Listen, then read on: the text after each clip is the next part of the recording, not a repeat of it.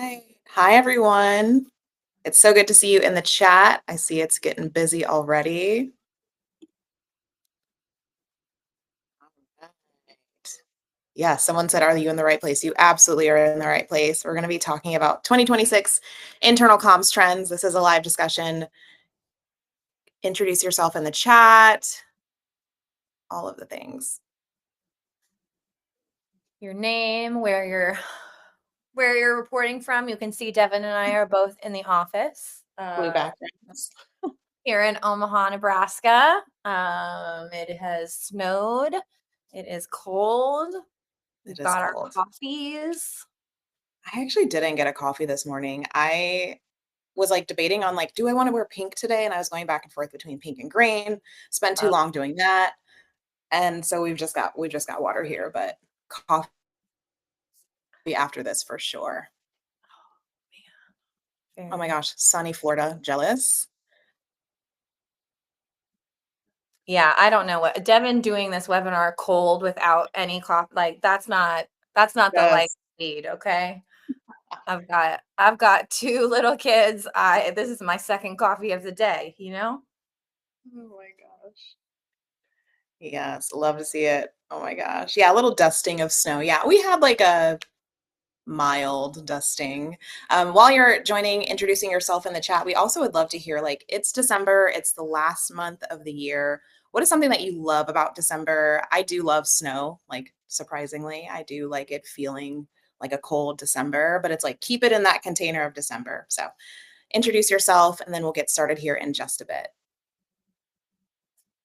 I think my favorite thing now is the kids' Christmas program, Oh, cute. like watching a 2 or a 3-year-old dance sort of and sing sort of to holiday songs is it's too cute. It gets Yeah. me every Remember time. the little like hand reindeers we used to make? So cute. Yeah, yeah. Or if you're a elder millennial like I am, when they used to roll out the TV cart when it was like TV or video day at school, that's like a sign of peak holidays. All right. Well, it is 10:03, so maybe we go ahead and get started. For folks just joining, you are in the right place. We're going to be talking about internal comms trends today for 2026. So we'll go ahead and get going. Excellent. Sweet. Well, you've heard a little bit from us already, but my name is Devin. If we haven't met before, I'm looking at the comments, elder millennial. Yes, very much so. If we haven't met before, I'm the communications manager here at Workshop, and I'm joined by our CMO, Jamie. You're going to be hearing from both of us throughout the conversation today because we really want to keep this one specifically very conversational. And I'll just say that this is one of my favorite things that we do for the entire year because trends really help us take shape. Like, what is our strategy going to be moving forward? They're also a really great way to just like spark ideas, affirm some things for you that you might have already been thinking or navigating. So, we're really glad that you're here and going to be a part of this conversation. So, keep that chat going for sure. All right. And as I've already kind of hinted at, you're going to be hearing a lot from us today, but we also really want to hear from you. I promise this session works really, really well when it's interactive. So we would love for you to follow along, use the chat throughout, and really just think of this as a strategy conversation and like a networking event with hundreds of other communicators. I think when we looked at registration, we were past the 1,000 mark. So there's going to be lots of folks in here who you can chat with. And we're going to be pulling your comments, your questions, your hot takes all into the flow as we move throughout the report today. And don't worry about taking notes. We're going to send a follow up email with a recording as always, the full chat, any resources that we mentioned. There also is that very handy resources tab on your screen and really just answers that we don't get a chance to cover live. But before we jump into the trends, we would love to get a quick pulse check. Oh, I'm skipping slides. I'm skipping slides. Here we are. Here's what we're going to be looking at. So today we're going to be talking about all of the hot takes of 2026. We're going to be talking about the magic of manager comms, which actually ended up being the #1 trend this year. I'm so excited to talk about that with y'all. We'll also get into AI and automation and whether the robots can actually help us out. We'll also chat about employee influencers and if they're like cringy or if they're kind of a good idea, if they're a little bit genius there. And then we'll reveal the most effective comms channel for 2026. And yes, the answer might surprise you. And then finally, we're going to dig into the phrase do more with less and a couple of other things that like tend to hold communicators back. So, as we've mentioned, feel free to react, disagree, drop your spiciest opinions in the chat. We're really here for all of it. Now to the slide. Before we get into the trends, though, I would love to get a quick pulse check. How are you all feeling about 2026? I cannot believe it's here already. Feel free to drop an emoji in the chat. You can put a sentence. I mean, if you have time to type a paragraph, go for it. Really, just whatever captures your vibe and how you're feeling right now. Jamie, how are you feeling about 2026 as the CMO? Good. I'm really excited to buy my 2026 planner. And I think I go into every year being like, this is the year though, like that I'm gonna get really organized and like we're really, gonna stay focused. So Yeah. I'm gonna bring that energy. Yeah, I'm with you. I am also like love a planner at the top of the year. I cannot say I've ever finished one, but I I know. have been really good with like my digital tools this year. I've been way more consistent with like my calendars, like they're all talking to each other, all the things. Oh, I hear you. I use So yeah. well, not to go off on the planner thing, but I usually get have you seen the day designer? It's Oh the one yeah. I usually get, and it's like she's hefty. And Oh yeah. I have no business. I have no business thinking that I'm gonna fill all those things out, but I love it. I love it. Well, I'm Anyway. looking at the chat to see how folks are kind of feeling. So we've got some like mixed feelings. Some people are feeling optimistic. Some people have already bought their 2026 planner. Like you are, I usually get mine like second week. Optimistic, mixed feelings, really energized, excited about the changes. So yeah, Jamie, maybe we should talk about like, why do we even make this report in the first place? Yes. So this is the third year.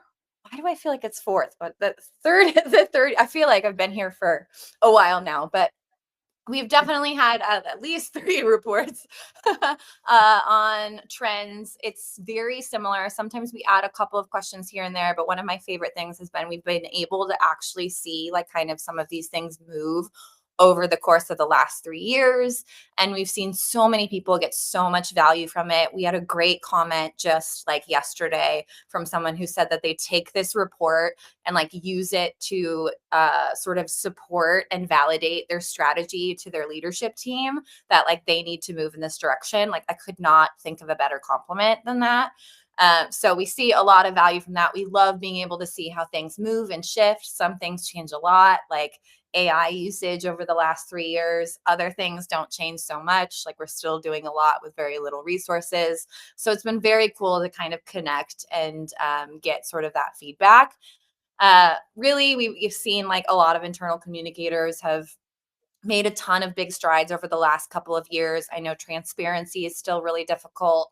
I know a lot of the strategies and success in internal communications tends to stay sort of behind closed doors. It's really hard to share like the internal comms things that you're proud of because it's still internal, right? So the things that we tend to see out on LinkedIn or whatnot with internal comms usually tends to be like very negative and like leaked, and you didn't really want to like see that. It's like layoffs or bad CEO emails or those kinds of things. So this is kind of a place where we can sort of feel safe to sort of share both and talk about things that are working and all of that.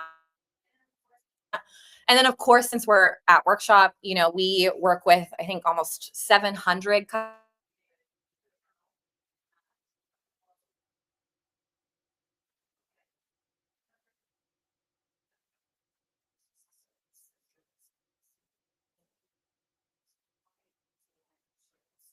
our customers internal communications, but we can do this and sort of bring you some of those ideas, those trends, those benchmarks to kind of help all of us sort of move forward and give 2026 like our best effort. So I wanted to highlight like this is kind of I've been talking about this as sort of like the book club of our internal comms trends report. You should have gotten a copy of this in your registration emails, but if not, there's a direct download here. So just click it; it'll open the PDF right in your browser. If you need it later, we'll also drop the link in the resources section so you can grab it anytime. But this is kind of like that live walkthrough of some of the most important pieces that we found in this trends report. So yeah, it's kind of like our little book club yap session on the trends report, and we're excited to dig into it.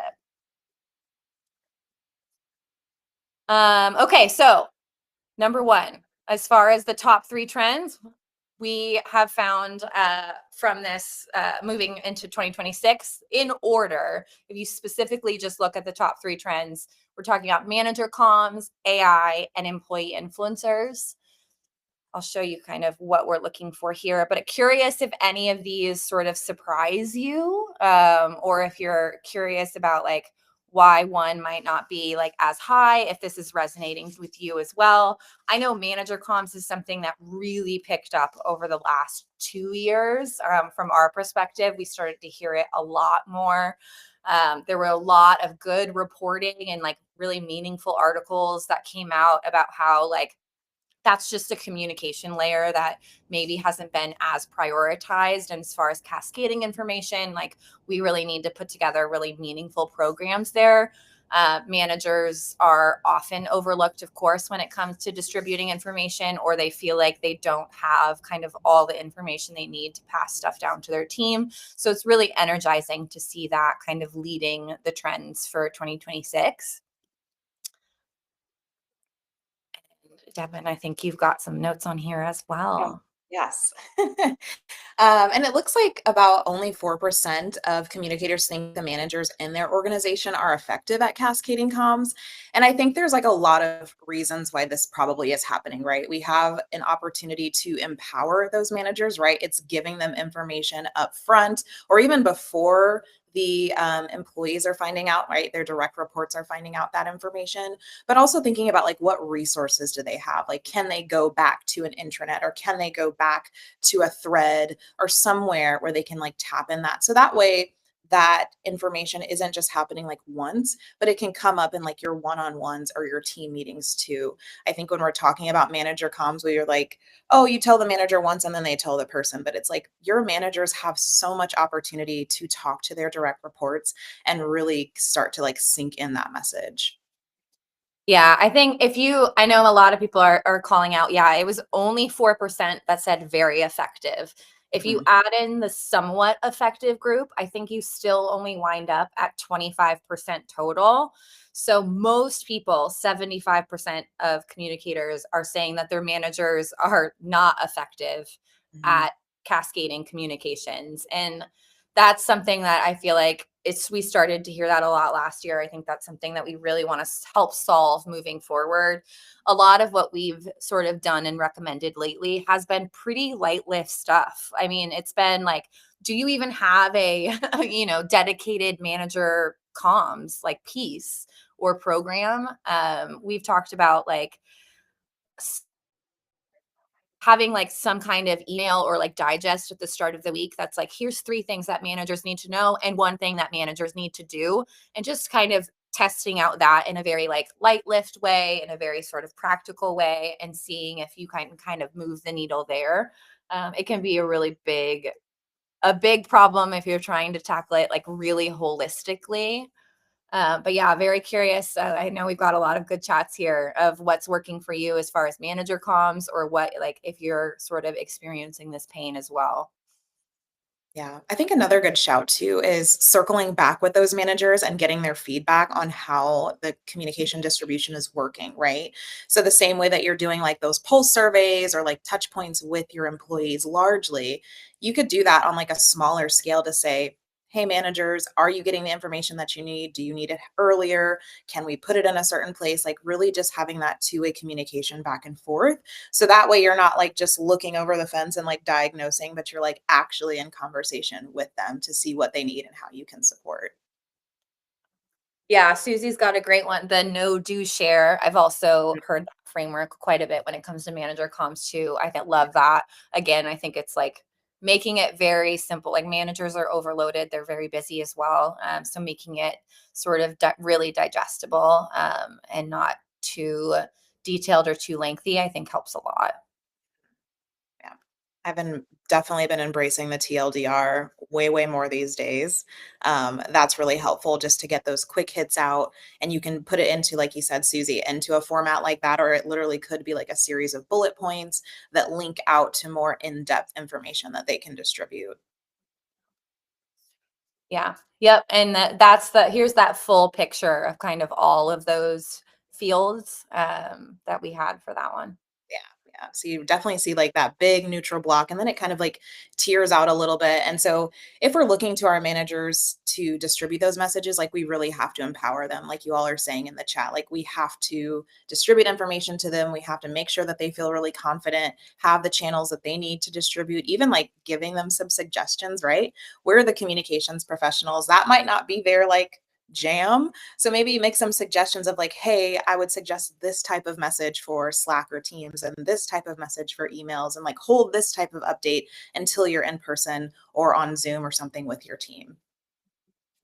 Agreed. Yeah, yeah, I All did. right, the next big trend we've got is, of course, I mean, you can't do anything these days without talking about AI. So we'll pivot to that and talk about just how communicators are using it right now.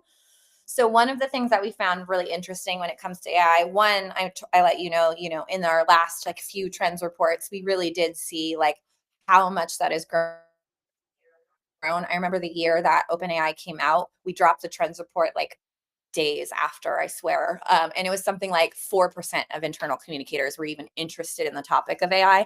And now you fast forward to today and you're like, well, everybody has some kind of piece of AI like in their workflow. As far as like how communicators are using AI today, we've added these questions for this year. Content generation is clearly leading here. And honestly, like the gap between that and everything else is generally a little surprising.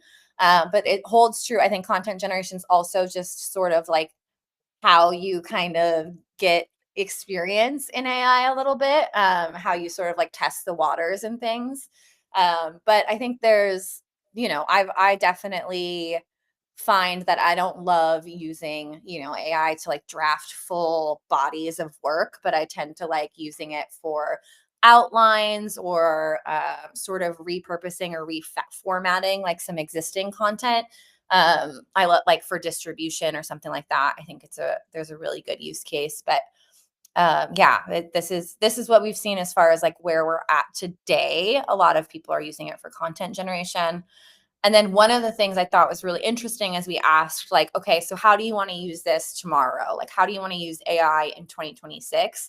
And it's super clear that so many more communicators want to use it in their workflows to kind of automate those repetitive tasks, which is obviously going to be a huge win for really small or really like collaborative teams. You still see content production real like high up there, but you start to see like that productivity help pop up too. So I think we're starting to get into that world where one of my favorite like things ever said about like AI and ChatGPT was that idea of like we don't want it to do the art, right? Like we don't want it to do like the content and the creative. We want it to do like our laundry and math.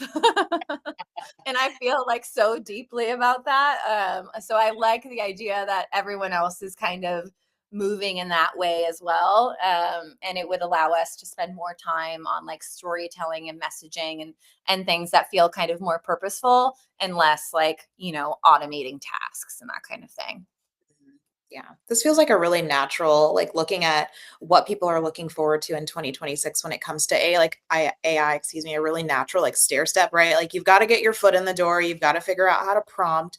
Once you figure out how to prompt, now you can think about like, okay, how can I get it to do stuff for me so I can spend more time doing the things that I enjoy or just like fill up my cup. And so this feels really, really good. I actually feel like I did take the survey. That was like a thing. I've talked about it on LinkedIn. Same I boat, did right? take the trend survey. And this is something that I do really remember, like really being excited about of like, yeah, like I've got the content piece down. I know how to chat with chat GPT. I have my GPT profiles built out. Now it's like, how do I get faster? How do I automate stuff? Yeah, agreed. And there's some good, like, let us know what your kind of great AI use cases are today. I also think there's kind of a like when you first start playing with AI, especially, or playing with like a chat GPT or something, it kind of feels like it never gets to what you wanted, right? Like it gets like 75, 80% of the way there, but you're like, this isn't right. This is like Yeah. not like useful enough for me Yeah. to like rehash like some of the things that I'm doing.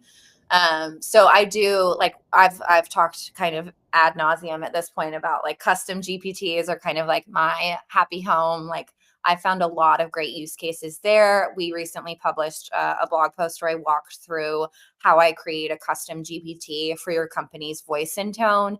That's like a really fun one to kind of put into practice and see like, oh, okay, if I do kind of this like really focused like contextual training on one specific task, like I do see a lot of value from that. When you give it like some huge like very undefined, very like open ask and expect like the world in return, it's kind of like it's not going to get there. So using it more like if it was an assistant or it was an intern, you would give it like a brief, you know what I mean? Like you would give it all the information it needs to execute that task well. And so I think a lot of times that's something that kind of holds you back too. Mm, yeah. As I mentioned, for the folks who are like myself, like in comms manager roles, one of my favorite ways to use AI lately is when we do our weekly all hands. We do them weekly here at workshop.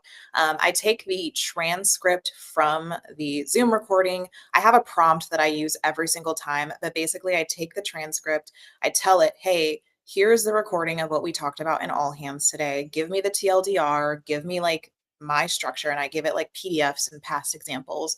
But like that's a way that I get my time back, but I still have to like swing through and like put my like taste and polish with it. And I'm seeing a lot of people kind of say the same thing. Like you're using it as like skipping a couple of steps, but like you are still doing some work, which again, that can be a way to like start to think about like automation. Like now I don't have to spend time going through a transcript that is happening in 2 seconds, but I can get really highly personalized content from it and make what I'm getting out of ChatGPT really relevant to what I'm saying versus write me an email.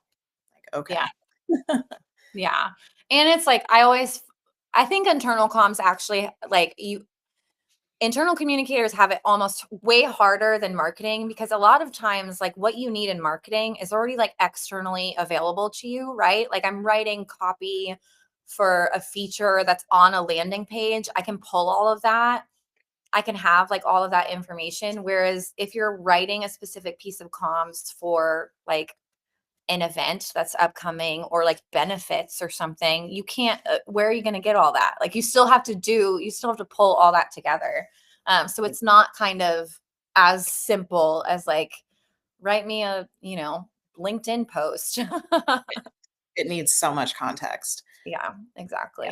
Exactly. Okay. Well, cool. Well, that Got kind of swings some- us to talk a little bit about employee influencers. This is I'm so excited for the chat to like light up during this part because I've seen a lot of like hot takes on LinkedIn about like, should we do this? Who is it? Are they on the marketing team? Like, where do they sit? And I think what 2026 is going to look like is defining what is an employee influencer. But here's the thing, 41% of internal communicators, they want to prioritize like creating employee influencers. And I think there's a lot of different ways that you can like pull this apart.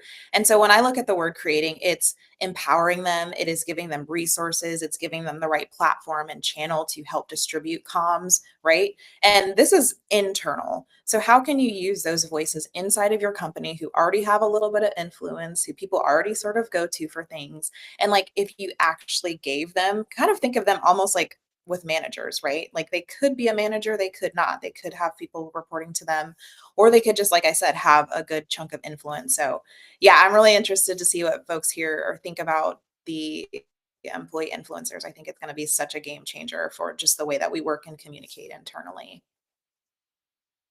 Yeah, I think Quincy has a good question here. Like, what if employee influencers are internal influencers, but they're also external brand ambassadors? I absolutely see that. Like, that's a very that gets in sort of that like mixternal, if you've heard that term, like vibe for sure. We see that as well. Like we tend to have like a handful of workshop employees that are very sort of vocal on LinkedIn. At a certain size, like your employees are also, on LinkedIn in certain industries. So they're seeing those employees' content as well and engaging with it that way. Of course, it's their coworker. So there's like a whole different kind of level of connection there. But that's very common and I think very natural to see that that person like can sort of have that like level of influence or attention both internally and externally.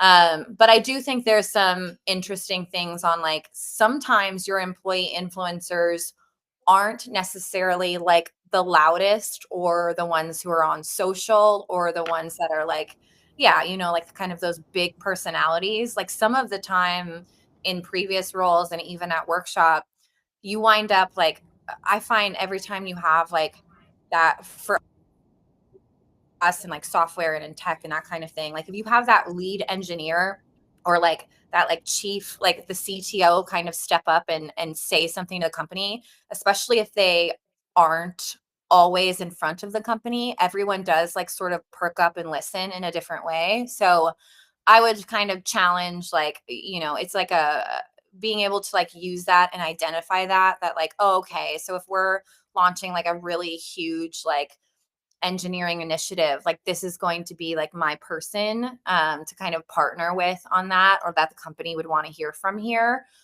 rather than like I'm just going to kind of like push this out, or I'm going to look for like a very sort of loud person, if that makes sense. Yeah, this is like looking to your a great way to do this, right? Like if the message that you're trying to send like has some parallels to maybe some employee resource groups or just some folks who are really energized or activated around a certain topic, those can Yeah. also be your influencers to tap on because they've already got like an audience, be it big or small. Yeah. And Kathy asked, how do we get people who don't have a comm specialist role to become comms champions and prevent them from feeling like it's almost unnecessary work. So I think like that idea of using, yeah, employee influencers as like a communications channel. I would agree. Yeah. And I think it's making it feel like a light lift. I know that's easier said than done, but it's like what can you do to incentivize sort of that communication with them and then get some things going from there. Agreed. All right. And then I think that we're just looking at here, like kind of highlighting that where that employee influencers sort of falls in this trend line. Is there anything else here that really stands out to everyone that we should touch on really quickly before we kind of move on to channels and some of the trends we're seeing there? Some of these are sort of vaguely in the same boat, right? Like thought leadership is kind of in the same train. I think one of the things we also really love about this list is that you do get a lot of trying to elevate and highlight employee voices, rather than just kind of like the traditional sort of like top down kind of communications. Mhm. Yeah. I think also it's interesting to see this sort of shift in like frontline employee comms. I do need that cup of coffee. But just seeing how that has changed, right, within the last 3, 4 years, I would imagine that that is starting to just shift a little bit because we're seeing the workplace dynamic shift where more folks are coming back into the office and then people are just getting savvier with their channels, right? We know that a lot of frontline employees may not have that company email. So are we leaning into SMS? Are we leaning into digital signage? So I think what's really energizing for me to observe in the space is like communicators kind of being able to like double dutch a little bit and know which channels to tap for which audiences. Agreed.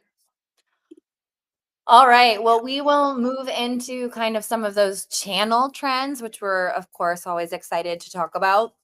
One of the things that we find with this survey every single year, is that email is always ranked the most effective channel, and the most like almost, I mean, you see it here, 95% of internal communicators are using email. you always get like that small group of people who just have frontline employees and like, or part-time employees and don't use email. So it's never 100%, but it always gets the closest. But one of the things that is really interesting here for us is that, like, obviously that's our kind of like our bread and butter. We are an email first internal communications platform. But a lot of people don't know that, like, Workshop way back in the day, we started probably the way most internal communicators started, where you're like, okay, what's the issue with internal communications? Like, how can I fix this problem?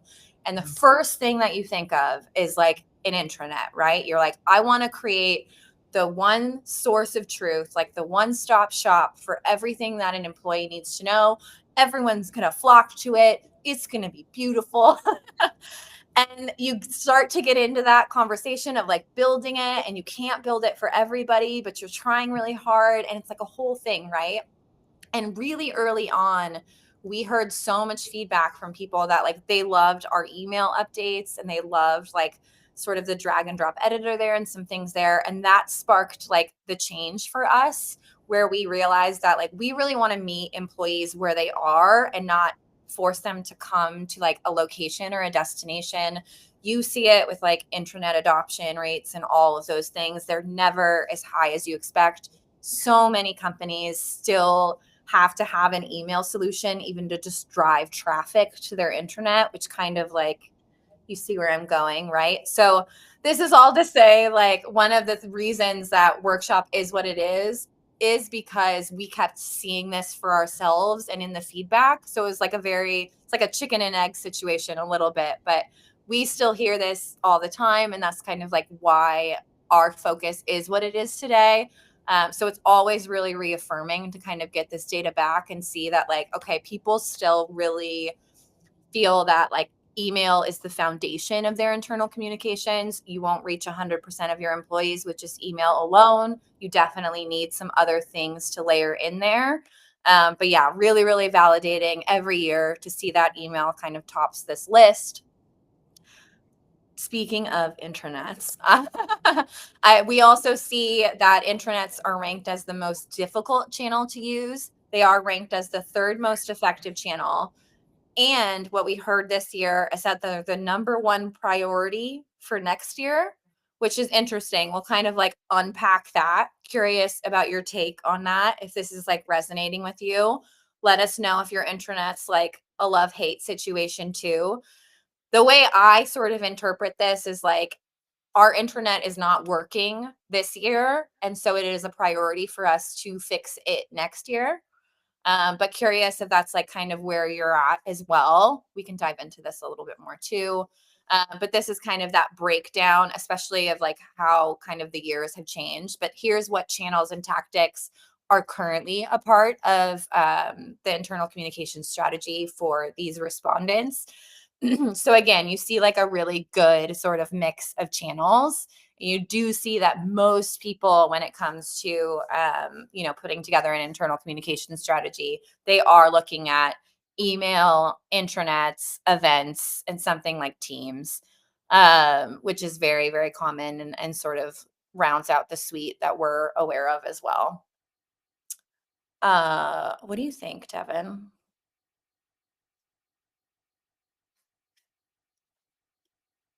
Oh, I can't hear you. Is that just me?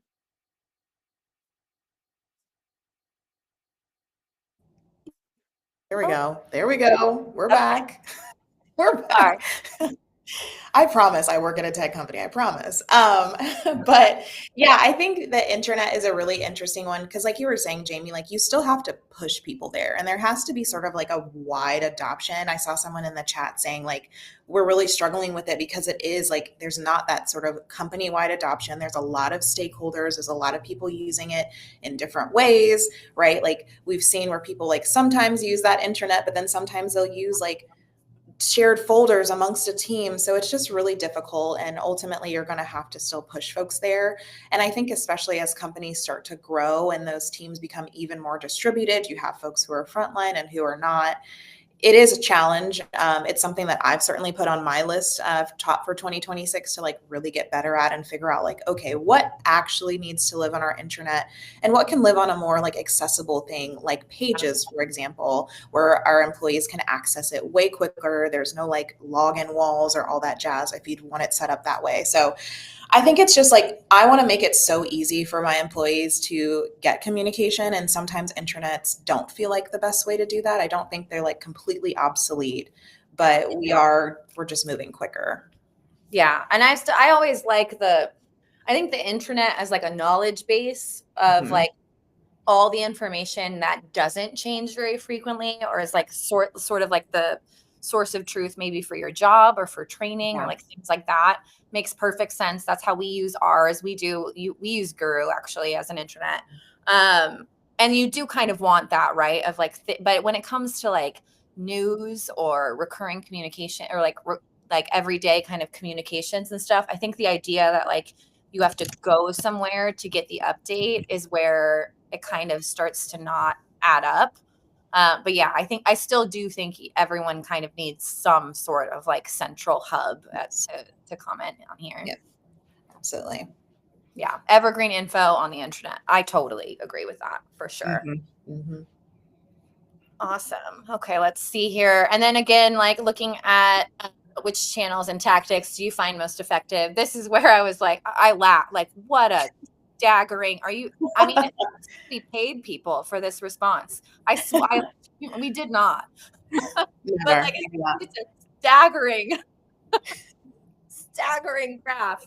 But again, very encouraging, very validating, makes me feel like we're in the right place. So, I love that for us.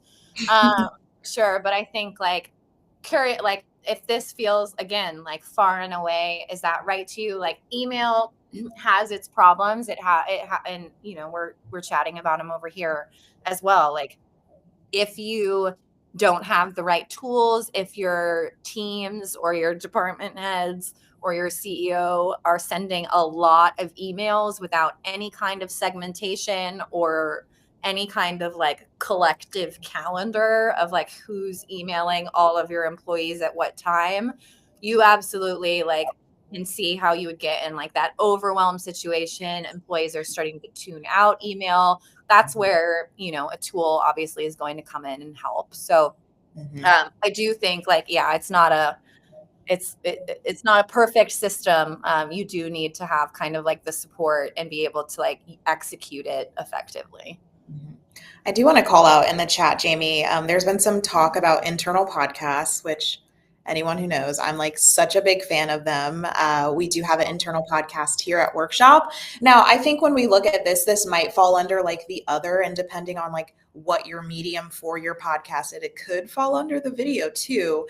But I think it's such an interesting way to think about how can we distribute information and really go deep on topics. That's sort of the essence of ours. We do too. So we do once a month with all three of our founders, and they truly do like an hour of like deep dive on all company information. And then we also do one that is more conversational amongst other teams and departments and really elevate like some topical things. And both of those we're seeing really, really high engagement rates because you're getting something from a podcast, right? When you think about a channel breakdown that you don't get from all hands, that you can't get from an email, certainly, or an intranet.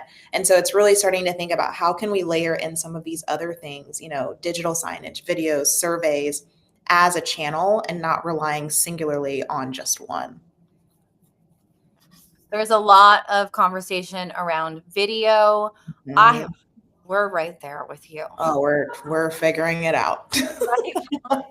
And I'm with you. Like it feels like the demand is there, both in internal communications and in marketing, where like we want to do more video across the board. And I do think what holds us back there is just it's almost like it just feels so much bigger to Yes. produce and edit Oh the my gosh. video. But when you actually like get into it, or if you like find ways to just like practice the muscle that don't feel like just don't watch like inspo videos. I know you got to start somewhere. Yeah, I think that's my thing is I'm like full production, lights, yeah. Our different bar is angles. so high to be able. Yes. Yeah. Yeah, it's true. Yeah. And I mean, honestly, we sort of felt the same way too about the podcast, right? Like if we go back and listen to season one, I do not encourage workshop employees to do that. Just start at season two because it gets better.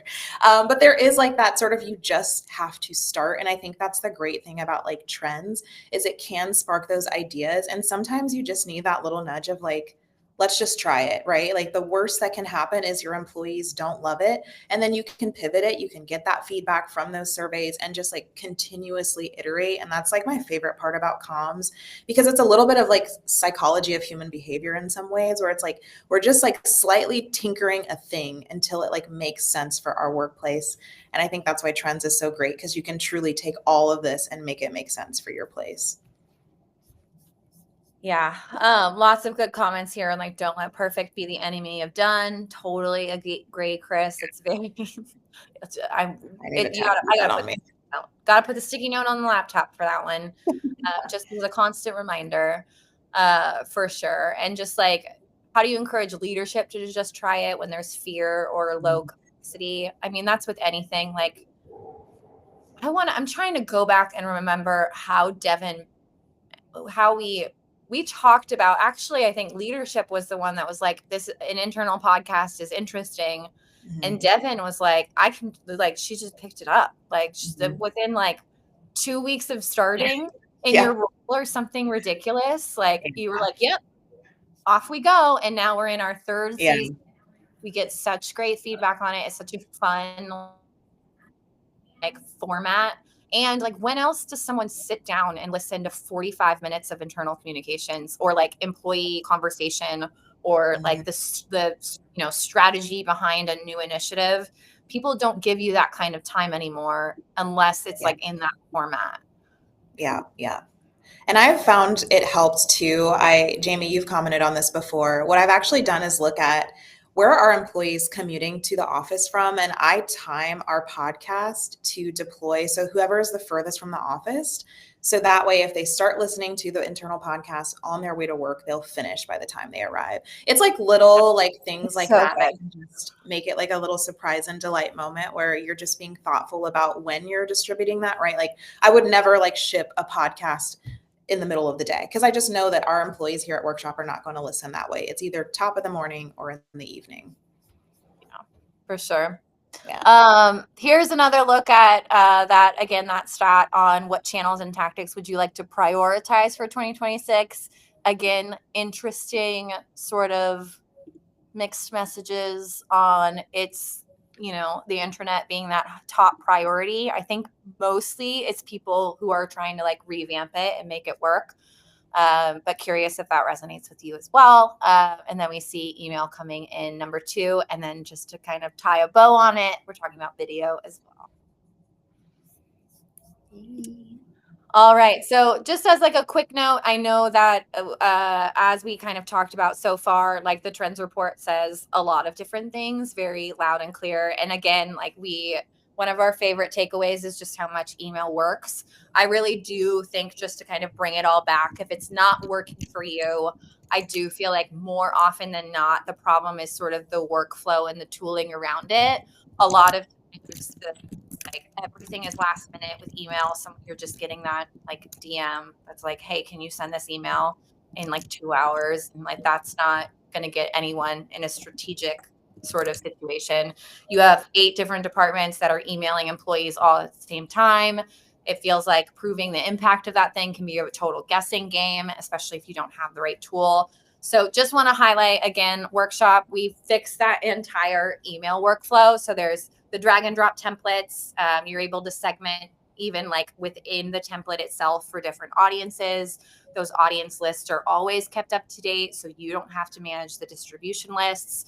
When you're emailing the all staff list, it's always the all staff list. It's not like people who left the company or people who just joined are like left off of it. That's the source of truth.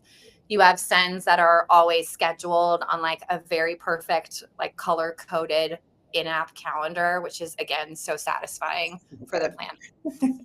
And then you get these, like, one of our newest features is these AI performance summaries that you can actually like take to leadership. So it'll just like one click and it'll give you a breakdown of why that email performed the way it did. Like if it was the highest performing email in the campaign, if the send list was larger than normal, things like that. So if that's interesting, if it feels like you need to kind of fix that email workflow, and that is you are in that camp of people who want to prioritize email for the next year, just make sure you grab a time to chat with us. Of course, you can find us at useworkshop.com, which is where you are right now. So definitely get in touch with us and let us know. All right, and we'll get on with a couple more conversations here. The major challenges that we have heard for 2026. I'll let Devin take this one. Yeah, it's like one of those, like one of our values here at Workshop is look on the bright side. So like even when we were pulling this slide together, I'm like, no, we can do it. But I mean, there's honestly some things that we all sort of have to like overcome. We've seen a little bit of that in the chat.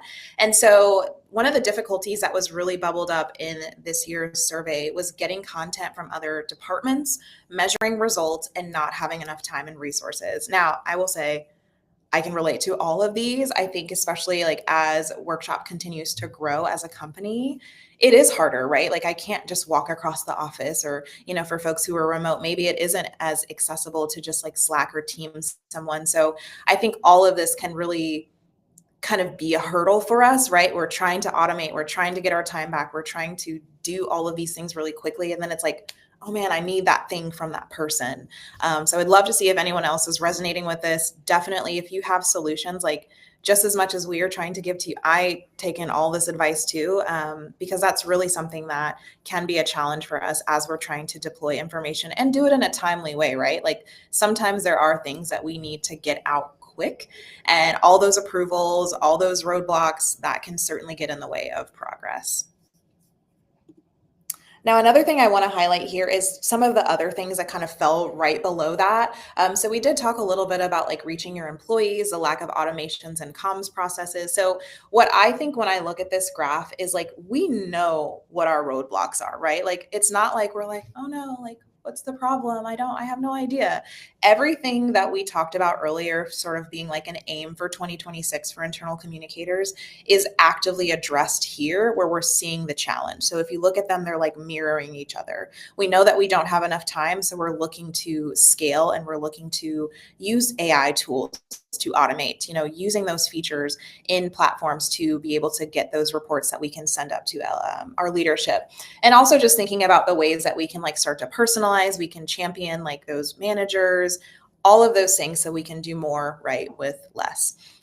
Definitely looking to the chat here, but how are these challenges landing for you, Jamie? Like, is this surprising? Anything on here?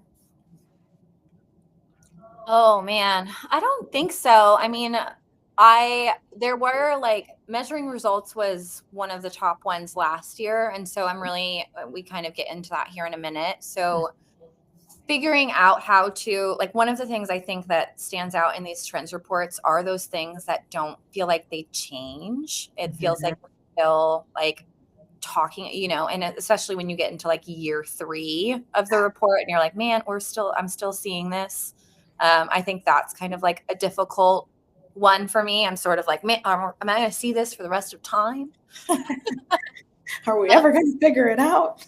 Yeah, so those kinds of ones always like stand out to me as like, okay, the ones that don't change sort of year over year as well. For sure, right. And I mean, you just mentioned it too, where we're talking about those 3 challenges again. Like when we see that like only 20%, 26%, excuse me, of internal communicators have the tools they need to measure results, well, then it's no shocker that measuring results remains to be a challenge. And I think this is something, really having those tools that like work for you and allow you to work quicker. Jamie just talked about Workshop being one of those things and how the platform is evolving. Like those AI like results, being able to like now go to my manager Jamie and say like, hey, here's how this email is performing, and I don't have to spend so much time like digging through all of this information. Like, that is such a game changer. I could not imagine having it. I actually made a LinkedIn post this morning that was like joking about like how many times I send a test email before sending the email. If you don't have a tool that allows you to the stress. I can't imagine. I just, I need to have it in my inbox 5 times and check that link. All of those things really make a huge difference, not only in your confidence as a communicator, but being able to measure the results and elevate it up and get back to that like ROI of internal communications conversation that we also often have. All right. Well, and then the next piece here, this is really just looking at that graph of like, I have the tools I need to measure the impact of our internal comms efforts. And we're kind of seeing it almost like flat, right? Where we have some folks who like strongly disagree, we have some folks who strongly agree, but most folks are going to really consolidate in the middle. And so there's, again, just really affirmation of all of the results that we saw in the survey, aiming at we need to have tools that allow us to do our jobs really effectively. And then if we go to what are you currently measuring, this is a question that we'll get a lot of times in our webinars. I think I've seen it come up here a couple of times, like, okay, we're talking about these results that we need to measure. What are they? And so a lot of folks at the top are doing that open and click-through rate. That is something that I still heavily rely on, right? If you're sending out communication and people are opening it, that is a good signal. It's not a vanity metric. But we even want to go a little bit further into saying things like survey results, those posts, those comments where people are really starting to dig in and provide you more context there. Any other ways that folks are measuring their comms? I think it's really funny. I do like the post comments and replies, even like the little reactions, like how y'all are doing in the chat. Like I do measure success by if I post a Slack message in general and it gets a lot of responses, it's a win. It's a win. Yes, 1,000%.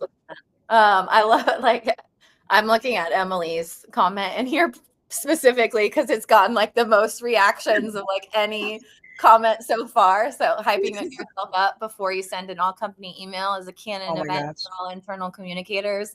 Is that not the truest thing? And one of the things that I like, obviously, with workshop, but one of the things that always really got me, especially if you're using a tool like MailChimp or something for external or internal communications. But does anyone remember? Maybe they still do it. I haven't used it in so long. But like when you send an email out of MailChimp, it's like a sweaty monkey paw that's like clicking a big red button. Yes. And I'm like, what could you like give me oh my gosh, can you not just like fear, like I'm so anxious just looking, why would I ever want to send an email if like that's what I'm, oh my, like I can't think of it. So it's Oh my so gosh. just like that send moment doesn't feel like that, and you have like all those checks and that test email and everything like lined up for you, because I was, whoever designed that experience, like I'm baffled. That's so funny. Yeah, it is. It's like really like that like confidence boost. And yeah, I very well remember that like shaky hand. Cause I mean that literally is like it's like me Yeah, and the monkey are doing the same thing. We're yeah. both shaking. We're both scared. So true.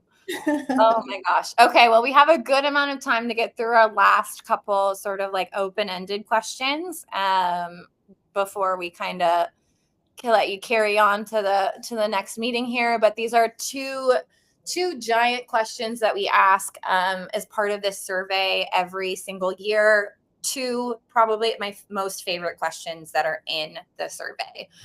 So number one is, when it comes to internal communications, what holds you back?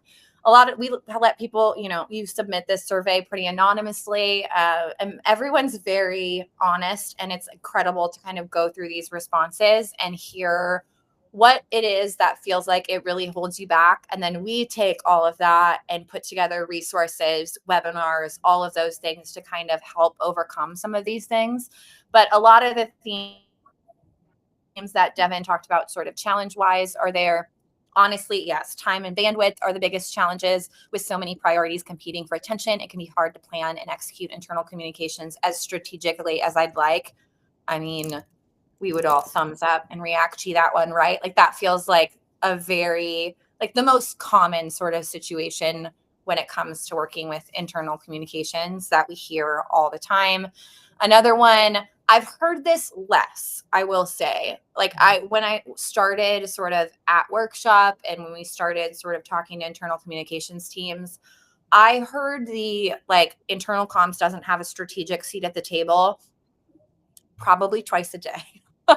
I feel like I'm hearing that less. Is that just me though? I'm curious to know, like, do you feel like you're still in that situation? I think a lot of people are, as we can see here, like at least this sort of response is still in that boat. But I think we've done like some good work in like kind of connecting to business results and that kind of thing. I have heard that less. But it's definitely still present. And then another good example is just not having the tools needed, as we said, to accurately share results and prove measurements. When it comes, I'll just kind of ask this question sort of globally to everyone here as well. But yeah, what has held kind of you back when it comes to internal communication so far?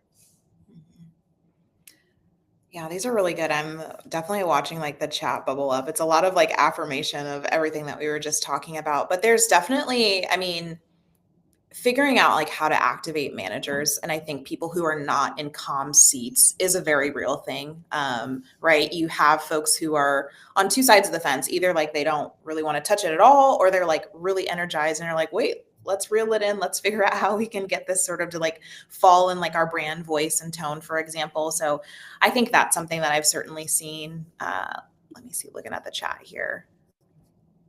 Oh my gosh, there we go. Always at the last minute for sure, or the afterthought. Yeah. Yes. Yep. That's a good one. Yeah. It's hard to be really thoughtful when you're like always running at that pace. Mm-hmm. Hmm. Yeah. Moving from tactical to strategic. Yep. Agreed. Agreed. Love it. Yeah, definitely echoing all of that. That those are things that we hear, and yeah, we're excited to kind of keep digging into some of these and like make some of those resources, some of those like strategic sort of like case studies and things like that, and kind of be able to put together some of those things, or even like solving the like getting content from other departments, like starting to like work through some of those and Hmm. what's for other teams, sharing the story of that. But yeah, I totally agree. Well, I know we are running close to time, so I'm going to end with our last question. And classically with workshop, we're going to end this on a high note. So the other favorite question that I have in a survey is when it comes to internal communications, what do you hope to do next year? And then this is also how we end the survey as well. So love kind of just like pulling this out. Of course, like next year, making a focus of internal communications being more strategic, aligning our messaging with the organizational goals. Employees clearly understand how their work connects to the bigger picture, hoping to improve employee engagement, get everyone on the same page, empowering managers to be better communicators. That's such a beautiful way to phrase it. Yeah. Um, and increasing the use of AI to automate more tasks. So, again, sort of bouncing it back to everyone who's joining us today. But what do you hope to do next year? Devin? I mean, I'm on the AI train. Like, let's go. I'm all in on that. I do definitely want to like just increase the like production quality, right? So we have our internal podcast. Do want to experiment a little bit more with video.